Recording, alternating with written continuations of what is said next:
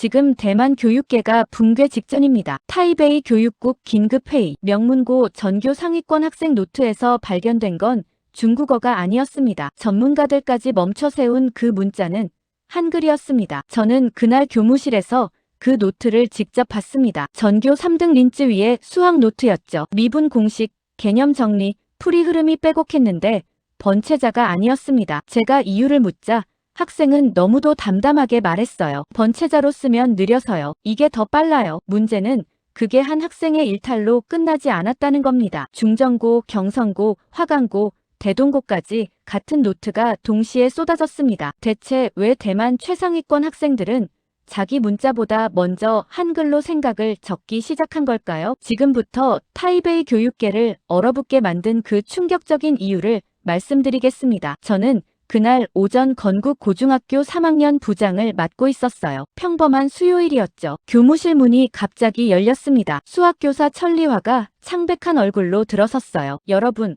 이거 좀 보세요. 천리화의 손이 떨리고 있었어요. 학생 노트를 들고 있었습니다. 저는 가까이 다가갔죠. 무슨 일이에요? 노트를 펼쳐보는 순간 숨이 멎었습니다. 빼곡한 필기가 보였어요. 그런데 중국어가 아니었죠. 낯선 동그라미와 세로선, 가로선이 반복되고 있었습니다. 이게 뭐죠? 천리화가 입술을 깨물었어요. 모르겠어요. 전교 3등 린쯔위 노트인데 이상한 문자로 가득해요. 교무실 분위기가 달라졌습니다. 다른 교사들이 모여들었어요. 모두 같은 표정을 지었죠. 충격과 당혹감이었습니다. 린쯔위 불러오세요. 제가 지시했어요. 1분 후 린쯔위가 교무실에 들어왔습니다. 단정한 교복 차림이었어요. 표정은 담담했죠. 린쯔위, 이 노트 내 거 맞지? 천리화가 물었습니다. 린쯔위가 고개를 끄덕였어요. 네. 제 노트예요. 이게 무슨 문자야? 영어도 아니고. 린쯔위의 대답이 교무실을 얼어붙게 만들었습니다. 한글이요. 한글이라고요? 저는 귀를 의심했어요. 드라마 자막에서 보던 그 문자를 왜 수학 노트에 쓴 거죠? 왜 한글로 필기를 한 거예요? 제가 물었습니다. 린쯔위가 저를 똑바로 쳐다봤어요. 이게 더 빨라서요. 순간 교무실 공기가 무거워졌습니다. 빠르다고요? 번체자보다 한글이 더 빠르다는 말이었습니다. 장난하는 거야? 천리화의 목소리가 날카로워졌어요. 우리 문자로 못 쓸 게 뭐가 있어서 외국 글자를 쓰는 거야? 린쯔위는 대답 대신 노트를 펼쳤습니다. 미분 공식이 한글로 정리돼 있었어요. 깔끔했습니다. 번체자 설명은 거의 없었죠. 복습할 때 빨라요. 한눈에 들어오거든요. 린쯔위의 목소리는 차분했어요. 변명이 아니었습니다. 사실을 말하는 거였죠. 저는 노트를 자세히 들여다봤어요. 한글로 적힌 개념 설명들이 눈에 들어왔습니다. 구조화가 명확했어요. 기호와 한글이 조화롭게 섞여 있었죠. 그래도 이건 천리화가 말을 이었어요. 시험은 어떻게 볼 건데? 중국어로 써야 하잖아. 시험은 중국어로 쓰죠. 린쯔위의 대답은 단호했습니다. 노트는 제가 보는 거니까 상관없어요. 시험 성적은 괜찮아요. 반박할 여지가 없었어요. 실제로 린쯔위는 전교 3등이었으니까요. 성적에 문제가 있다면 이미 떨어졌겠죠. 천리화가 할 말을 잃었습니다. 다른 교사들도 마찬가지였어요. 저는 노트를 천천히 넘겼습니다. 한 페이지, 두 페이지 모두 한글이었어요. 정리가 체계적이었습니다. 오히려 번체자로 쓴 것보다 깔끔해 보였죠. 린쯔위, 이거 언제부터 쓴 거예요? 제가 물었습니다. 2달 전부터요. 처음엔 연습하느라 시간 걸렸는데 지금은 익숙해요. 2달이라고요? 벌써 2달이나 됐다는 겁니다. 그동안 아무도 몰랐어요. 왜 진작 말 안 했어? 물어보신 적이 없어서요. 린쯔위의 대답이 뼈아팠습니다. 맞는 말이었어요. 아무도 관심 갖지 않았으니까요. 교무실이 조용해졌습니다. 어색한 침묵이 흘렀어요. 저는 시계를 봤습니다. 점심시간이 끝나가고 있었죠. 일단 돌아가. 오후 수업 들어가. 제가 말했어요. 린쯔위가 노트를 챙겨 나갔습니다. 문이 닫히자마자 교사들이 웅성거렸어요. 이거 큰일 아니에요? 학생이 외국 문자로 공부한다는 게 말이 돼요? 그래도 성적은 좋잖아요. 성적 문제가 아니죠. 정체성 문제예요. 논쟁이 시작됐습니다. 저는 그 노트를 다시 펼쳤어요. 한글 자모가 규칙적으로 배열돼 있었습니다. 대만 학생들의 필기 부담은 심각해요. 번체자는 획수가 많습니다. 쓰다 보면 손목이 아파요. 입시 경쟁은 더 치열하죠. 시간이 곧 점수니까요. 그런 상황에서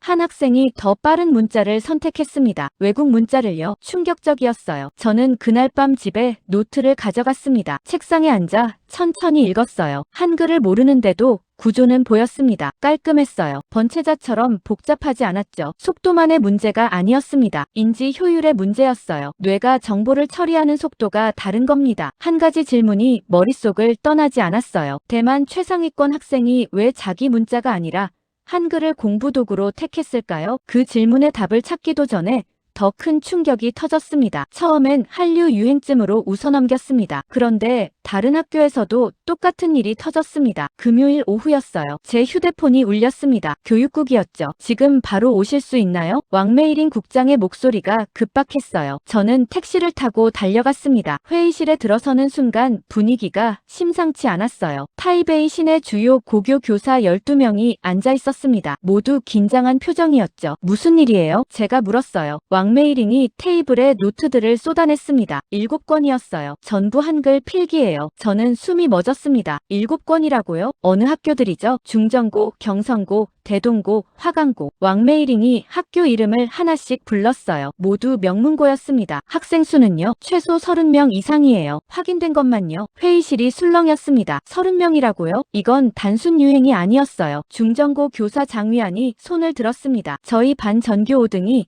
한글로 노트 쓰고 있었어요. 이번 주에 발견했죠. 경성고 교사 류밍도 거들었어요. 저희도 마찬가지예요. 학생 5명이 한글 쓰더라고요. K-팝 팬들 장난 아닌가요? 한 교사가 말했습니다. 요즘 애들 한국 드라마 많이 보잖아요. 따라한 거 아닐까요? 저는 고개를 저었어요. 린쯔위는 K-팝 관심 없어요. 공부만 하는 애예요. 장위안이 맞장구 쳤습니다. 저희 반 학생도 그래요. 오히려 공부벌레죠. 드라마 볼 시간도 없대요. 그 말에 회의실이 조용해졌어요. K-팝이나 드라마 때문이 아니라는 겁니다. 그럼 이게 대체 뭐죠? 왕메이링이 물었습니다. 아무도 대답하지 못했어요. 직접 조사해보세요. 왕메이링이 저를 가리켰습니다. 학생들 만나서 이유를 파악하세요. 원인을 알아야 대책을 세우니까요. 저는 그날부터 일주일간 8개 학교를 돌았어요. 학생들을 1대1로 인터뷰했습니다. 패턴이 보이기 시작했죠. 한글 필기를 쓰는 학생들은 대부분 상위권이었어요. 중위권 이하는 거의 없었습니다. 그리고 모두 같은 말을 했어요. 빨라요. 손목이 덜 아파요. 정리가 깔끔해요. 복습할 때 눈에 잘 들어와요. K-팝 얘기를 꺼낸 학생은 단 한 명도 없었습니다. 모두 실용성만 말했어요. 중정고 2학년 장샤오윈을 만났을 때였습니다. 확신이 섰어요. 처음엔 친구가 쓰는 거 보고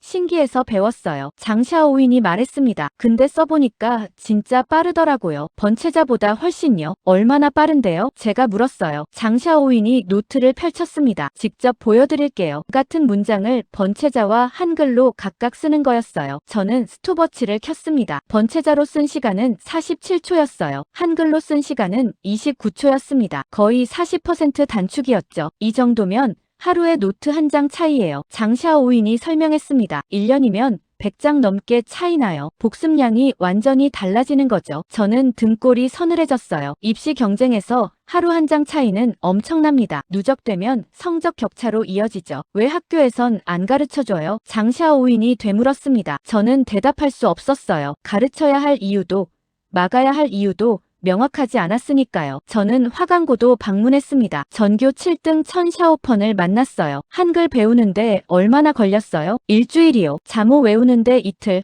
쓰는 연습하는데 닷새요. 일주일이라고요? 너무 빨랐습니다. 그럼 지금은 익숙해요? 완전히요. 이제 번체자보다 편해요. 천샤오펀이 웃었습니다. 친구들한테도 알려줬어요. 다들 좋아해요. 확산되고 있었습니다. 학생들끼리 서로 가르치고 있었어요. 일주일 후 저는 왕메이링에게 보고했습니다. 이건 유행이 아니에요. 제가 말했어요. 생존 본능이에요. 학생들이 더 효율적인 도구를 선택한 거죠. 왕메이링이 한숨을 쉬었습니다. 그럼 어떻게 해야 하죠? 막아야 하나요? 인정해야 하나요? 모르겠어요. 저는 솔직하게 답했습니다. 하지만 한 가지는 확실해요. 학생들은 기다려주지 않아요. 그날 밤 보고서를 쓰면서 저는 혼란스러웠어요. 교육행정은 전통을 지키라고 했습니다. 하지만 현장은 이미 변하고 있었죠. 장난이라기엔 너무 넓고 유행이라기엔 너무 실용적이었습니다. 대체 이건 뭐죠? 그리고 더 놀라운 사실이 기다리고 있었습니다. 학생들은 한국을 말하지 않았습니다. 대신 속도, 오타, 집중력을 말하기 시작했습니다. 저는 두 번째 조사를 시작했어요. 이번엔 학생들을 한자리에 모았습니다. 건국 고중학교 시청각실에서 10명을 인터뷰했죠. 왜 한글을 쓰기 시작했나요? 제가 물었어요. 린쯔위가 먼저 손을 들었습니다. 처음엔 유튜브 댓글 때문이었어요. 린쯔위가 말했죠. 한국 수학강의 보는데 댓글이 빨리 달리는 거예요. 번체자로 치면 느린데 한글은 진짜 빨랐어요. 다른 학생이 거들었습니다. 맞아요. 타이핑 속도가 확실히 빠르거든요. 저는 질문을 바꿨어요. 그럼 손으로 쓸 때는 어때요? 장샤오윈이 노트를 펼쳤습니다. 보세요. 번체자는 획수가 많잖아요. 복잡한 글자는 10획 넘어가요. 한글은 기본 자모 24개만 익히면 끝이에요. 조합만 바꾸면 되니까 속도가 붙어요. 다른 학생 천위재가 말했습니다. 그리고 오타도 줄어요. 번체자는 획 하나 빠뜨리면 다른 글자가 되는데 한글은 구조가 명확해서 실수가 적어요. 저는 그 말을 듣고 깜짝 놀랐어요. 오타 감소라고요? 이건 단순히 속도만의 문제가 아니었습니다. 정확성까지 올라간다는 얘기였죠. 실제로 확인할 수 있나요?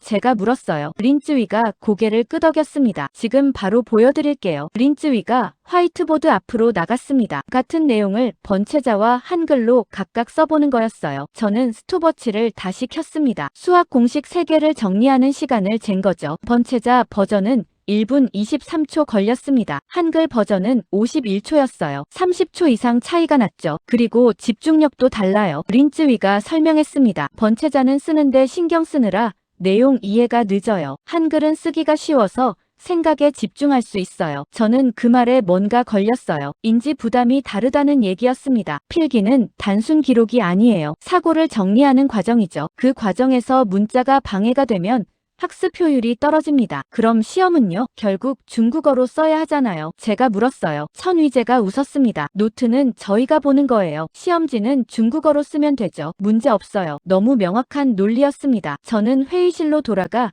교사들에게 보고했어요. 학생들은 문화적 선택이 아니라 기능적 선택을 한 겁니다. 천리화가 반박했죠. 그래도 우리 문자를 버리는 건 문제 아닙니까?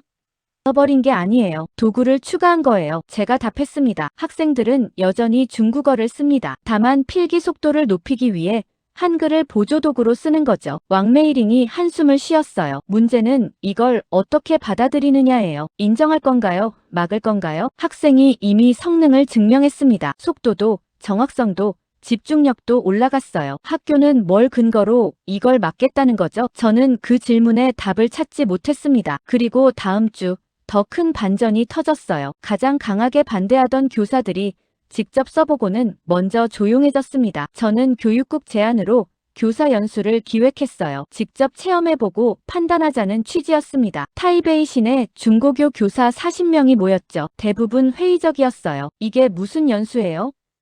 천리화가 투덜댔습니다. 강사로 온 사람은 한국어 강사 박지민이었어요. 타이베이 한국문화원 소속이었습니다. 오늘은 한글의 구조와 필기 활용법을 알려드리겠습니다. 박지민이 화이트보드에 자음과 모음을 적었죠. 기역, 니은, 디귿. 박지민이 발음했습니다. 교사들이 따라 읽었어요. 어색했지만 신기해하는 표정도 섞여 있었죠. 이 24개 자모만 익히면 모든 소리를 표기할 수 있습니다. 박지민이 설명했어요. 예를 들어 수학이라는 단어를 한글로 쓰면 이렇게 됩니다. 박지민이 칠판에 적었습니다. 교사들이 따라 썼어요. 처음엔 느렸지만 점점 속도가 붙었죠. 생각보다 쉬운데요?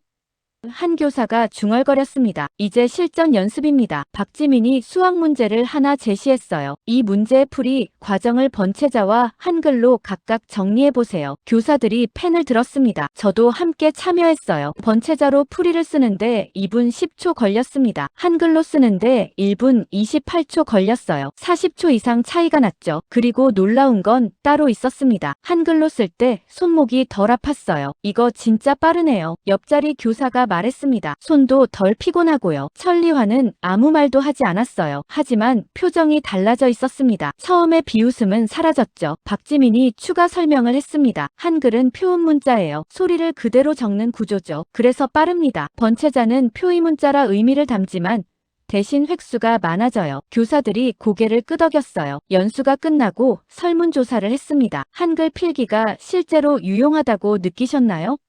40명 중 32명이 그렇다고 답했어요. 80%였습니다. 학생들이 사용하는 걸 허용할 의향이 있나요?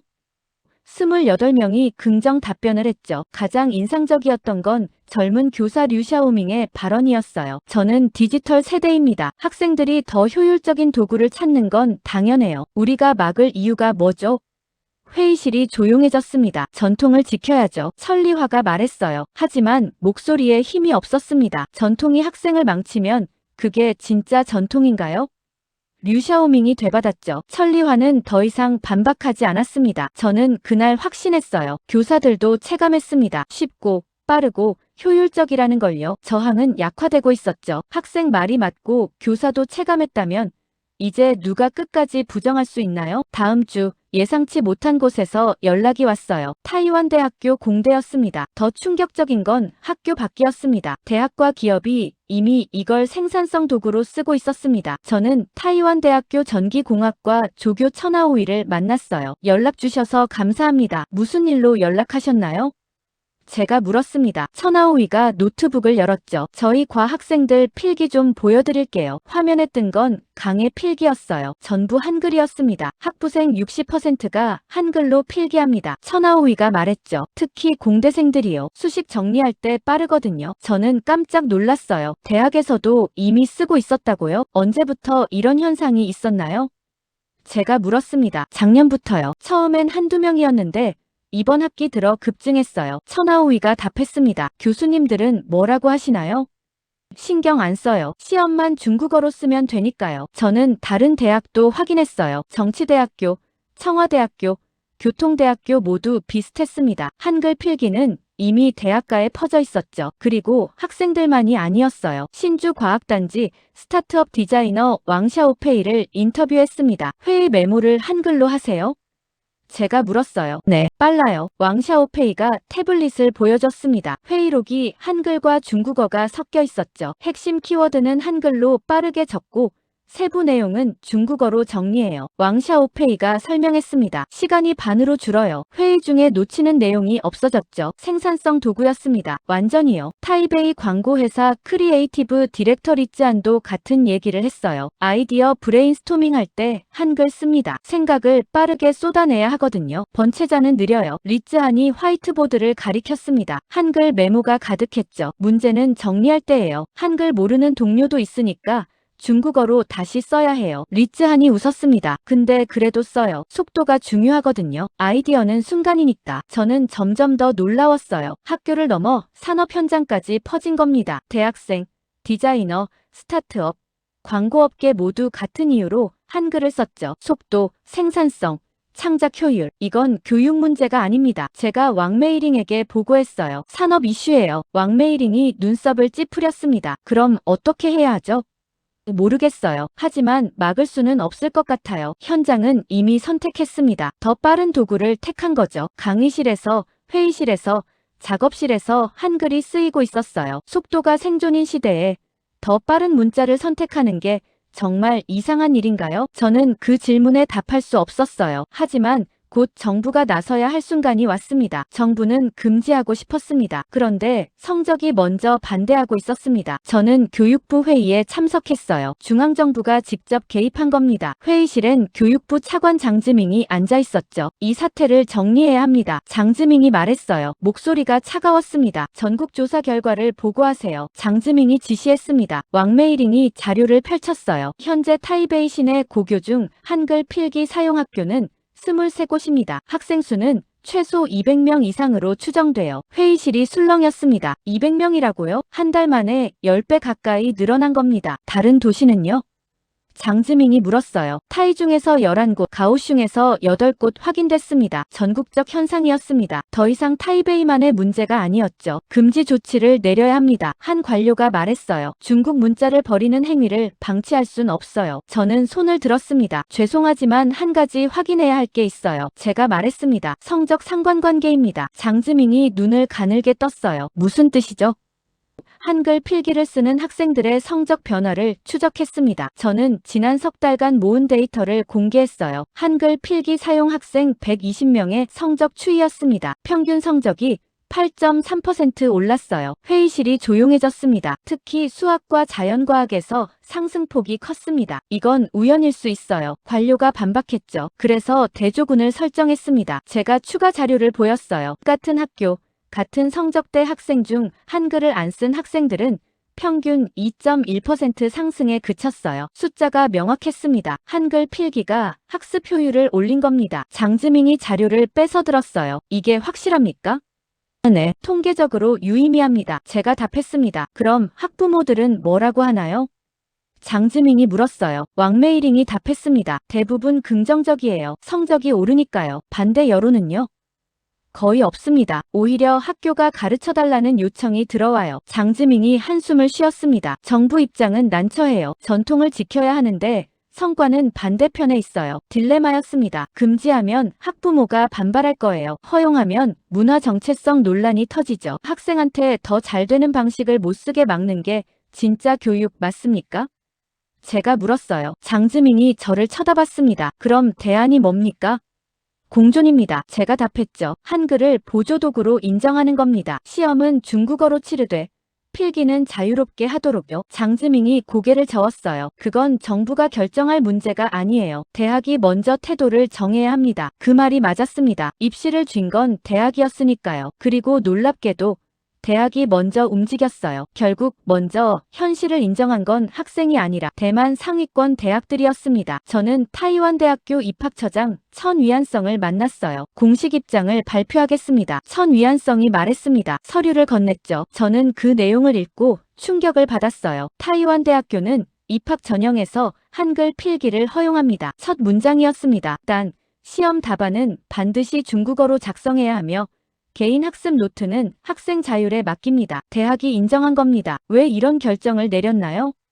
제가 물었어요. 천 위안성이 창밖을 봤습니다. 학생들이 이미 바뀌었어요. 우리가 따라가지 않으면 도태되죠. 현실적 판단이었습니다. 다음 날 청와대학교와 교통대학교도 같은 입장을 발표했어요. 상위권 대학들이 줄줄이 허용 방침을 냈습니다. 언론이 들끓었죠. 대만 대학가 한글 필기 공식 인정 헤드라인이 터졌어요. 찬반 논란이 폭발했습니다. 중국 문화를 버리는 거냐 학생 편의만 봐주면 정체성은 어떻게 하나 비판이 쏟아졌어요. 하지만 찬성 여론도 만만치 않았습니다. 시대가 변했다 효율이 중요하다 선택의 자유다. 교육부는 공개 토론회를 열었어요. 저도 패널로 참석했습니다. 반대측 패널은 국문학과 교수 우쭈청이었죠. 이건 문화 침략입니다. 우쭈청이 목소리를 높였어요. 한글이 우리 문자를 밀어내고 있어요. 밀어내는 게 아니에요. 제가 답했습니다. 보조하는 겁니다. 학생들은 여전히 중국어를 씁니다. 다만 필기 속도를 높이기 위해 한글을 도구로 추가한 거죠. 우쭈청이 코웃음을 쳤어요. 그럼 나중엔 어떻게 되죠? 아예 중국어를 안 쓰게 될 수도 있어요. 그건 기우입니다. 제가 반박했습니다. 한글로는 중국어의 모든 뉘앙스를 표현할 수 없어요. 학생들도 그걸 압니다. 청중석에서 학생 한 명이 손을 들었어요. 린쯔위였습니다. 제가 말씀드려도 될까요?